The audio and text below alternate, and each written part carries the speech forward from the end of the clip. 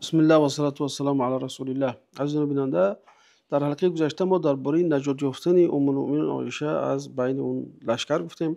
خب گفتم بصری ها خیلی، یعنی که قهرمانانه از شطور و از ام المؤمنین دفاع میکردن.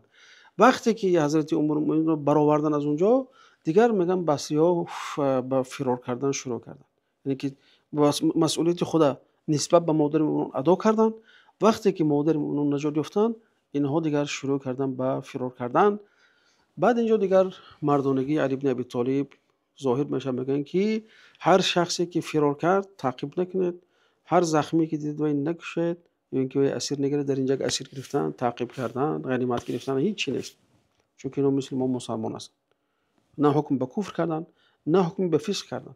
اصلا چه خیلی گفتیم این جنگ سبعی ها شروع کرده بودن. سبعی ها این مردم که دو گروه رو به هم زنوندن. خب شاید پرسه که مسیر طلحه و زبیر چی است؟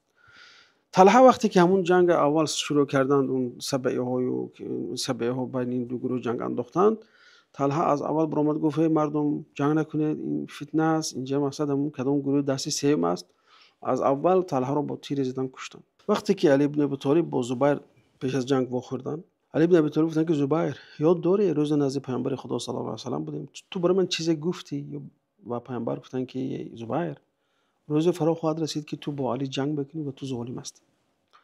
زبیر به یادش اومد این چیز. همین که به یادش اومد، پای خودش رو از اون نبرد بیرون کشید و رفت. و کسی از شخص به نام عبدالرحمن ابن جرموز رفت و او رو کشت. خب ببینید، یعنی که در بدایت معرکه جنگ و نبرد اینا که کشته شدن.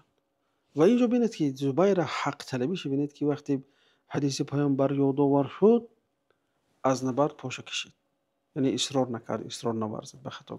وقتی که علی بن ابی طالب در بین کشته ها در میدان طلحه رو دیدن که با روی خودش به زمین خوابیده بود و چهرهش هم خاک آلود بود، اومدند و چهرهش از زمین برداشتند و خاک از چهره و دور کردن، پاک کردن که ابو محمد، تو رو در این حال دیدنم برای من خیلی گران است، خیلی وزنین است.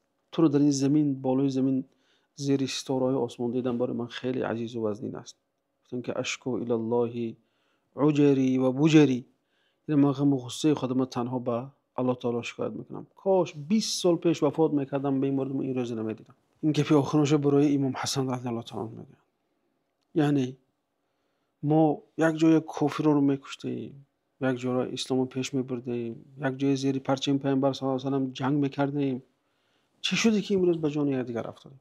چه خیلی گفتم عبدالرحمن ابن جرموز، ببین این انصاف حضرت علی رو ببین، این سخنایی که نسبت طلحه داره.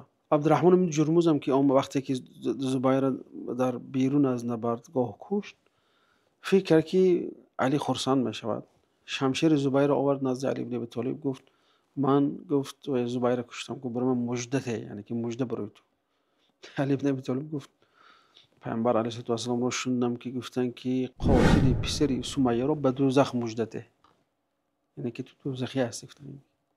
تا وقتی که زمان عبدالله بن زبیر هم همین مرده که قبیده آوردن نزد عبدالله بن زبیر، وقتی خلیفه بود از سال 64 هجری تا 73 هجری، گفتن این یک رسمان کفش زبیر ابن عوام نمیرسد این شخص، گفتن من نمیکشم، گفتن آزاد کردن. یعنی که بعد جنگ، یعنی که دو نفر آمدن حضرت عایشه رو دشنام دادن، سرا کردن.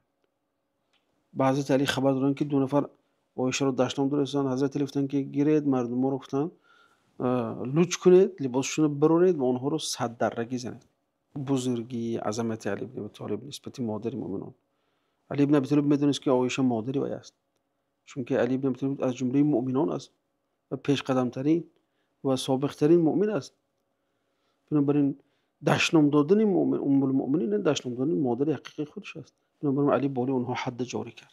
و بخاری مثلا از عمار روایت میکنه، میگه که وقتی که بعضی نامردا اونجا طعن زنده رو شروع کردن، همین سبعی ها بودن، البته تا حالا این سبعی ها دومشون دوام دارد، با عایشه رضی الله عنها طعن میزنن.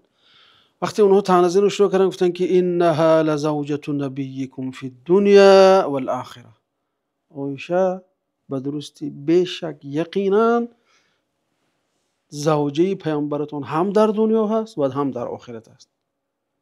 عمار ابن یاسر که معیار حق و خطاکارا در این جنگ ها بود. ببینید درباره عایشه رضی الله عنها ام المؤمنین چی میگه.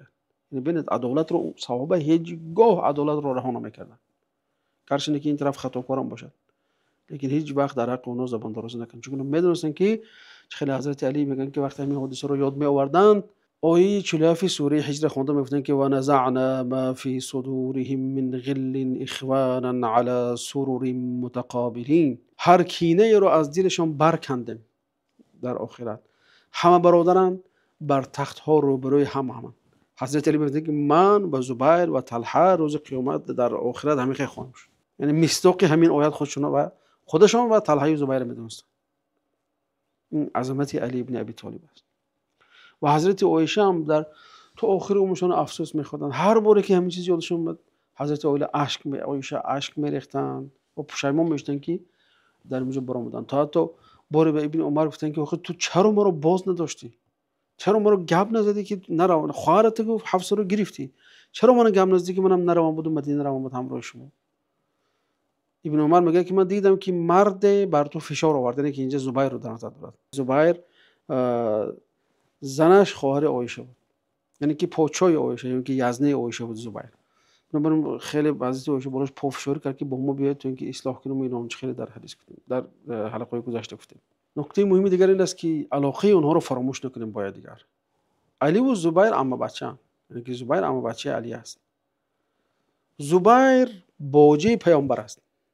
چرا؟ چون که زبیر خواهر عایشه رو گرفته است، اسما رو. حسین پدر عروس پسر زبیر است، مصعب بن زبیر. همینچنین بین طلحه و حسین بعضی خشتباری ها بود. یعنی که همه اینها، یعنی که همین 3 نفری که گفتیم همشون یار 10 یار بیشتی هستن. یعنی وقتی که این تاریخ ما پیش نظر میاریم، باید که این چیزها رو باید اول پیش نظر بیاریم. همه اینها از همون جمله 10 یار بیشتی. یعنی پیامبری که با او وحی می اومد، پیامبر میگفتن که ابوبکر در جنت است، عمر در جنت، علی در جنت است، عثمان و طلحه و زبیر و سعد و سعید. یعنی پیامبر میدونستن همین چیزا. و خدایی که همه از غیب و از آینده ها خدایی که خبر دارد میدونست، لیکن با وجود همه اینها رو به بهشت وعده کرد، همه اونها رو بهشتی گفت. نکته جالب دیگر این است که برادرها همه اینها نیتاشون نیک بود. ببین حضرت علی میگفتن که اول وضعیت اعتدال شود، بعد قصاص میگیریم تا اینکه خونریزی بسیار نشود. چه گفتم قفای اون جنایتکارا قبیله هاشون بودن، بعضی اعراب های بی‌سواد بودن. اما طلحه زبیر میگفتن که ماها قصاص تطبیق نشد، این ترک قرآن است و این خلیفه کشی عادت خواهد شد، بی سر و سامانی می شود، باید که به تیزی این قصاص گرفته شود. این بود خلاصه همین جنگ جمل برادر. یعنی که ما تفصیلات زیادی است که اونجا ندارم، تفصیلاتی که الله میداند تا چه درجه این روایت تو حقیقت دارد ندارد. ما چه خیلی گفتیم در حلقه اول که اونجا انسان‌های غرضناک هم بودن که در تاریخ مثلا رشته قلم شو رفتگی هست، انسان بی‌غرض هم بودن، انسان امین هم بودن، انسان خائن هم بودن. خیلی گفتیم اهل سنت و جماعت در این مسئله خوض نمیکنن، در این مسئله وارد نمیشن، زیاد وارد نمیشن. و یک نکته دیگر این است که ما وقت در این جنگ از این جنگ پرسیده نمیشیم. پس الله تعالی نمیگه که تو طرفدار علی بودی یا طرفدار عایشه و طلحه بودی، یا اینکه در جنگ جمل بودن اونا دوزخیاند و این طرفش جنتی است، یا برعکس. این چیزا در عقیده نیست. در این عقیده چی میگه؟ تلک امه قد خلت لها ما کسبت و لکم ما کسبتم. این امت، اون گروه گذشت رفت، هر چی کرد برای خودش است و هر چی خطایی کرد بر علیه خودش است. ولا تسالون عما كانوا يعملون. شما پرسیده نمیشید که اونها چیکار میکنن. تو شما درباره ابوبکر و عمر نمیپرسید، درباره علی نمیپرسید، تو درباره اون کی او طرفدار علی طرفدار فلان هیچ وقت نمیپرسید. جالبتر از این که اینا دیگهشون بخشیدن. چرا شما میآید جنگ درست میکنه بین مرده ها، مرده هایی که 1400 سال پیش مردن رفتن، خدا رحمت کنه.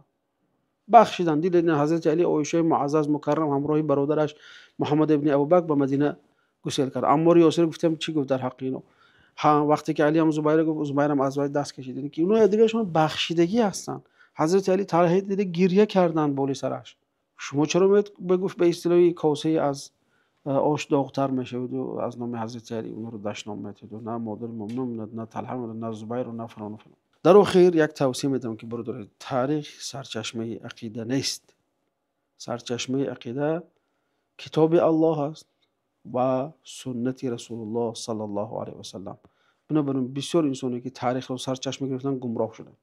بسیار انسانی که تاریخ را سرچشمه عقیده خود گرفتند صحابه ستیز شدند، صحابه را دشنام می‌داری شدند، حقوق صحابه را زیر پا می‌کردی شدند و با همین صحابه ستیزی خودشان پیامبر ستیز هم بشوند. چون که صحابه ها حلقه اولی دینی ما هستند، حلقه اولی عقیده ما هستند که ما توسط آنها قرآن را گرفتن، توسط آنها حدیث به ما آمده رسید، توسط آنها فقه برای ما آمده رسید. اگر این حلقه افتاده شود، این حلقه اگر عدالتش گوییم که اسقاط کرده شود، عدالتش افکنده شود، دیگر شریعت از پا می افتد. الله تعالی از همه اصحاب رسول الله صلی الله علیه و سلم راضی باشد. و السلام علیکم و رحمت الله.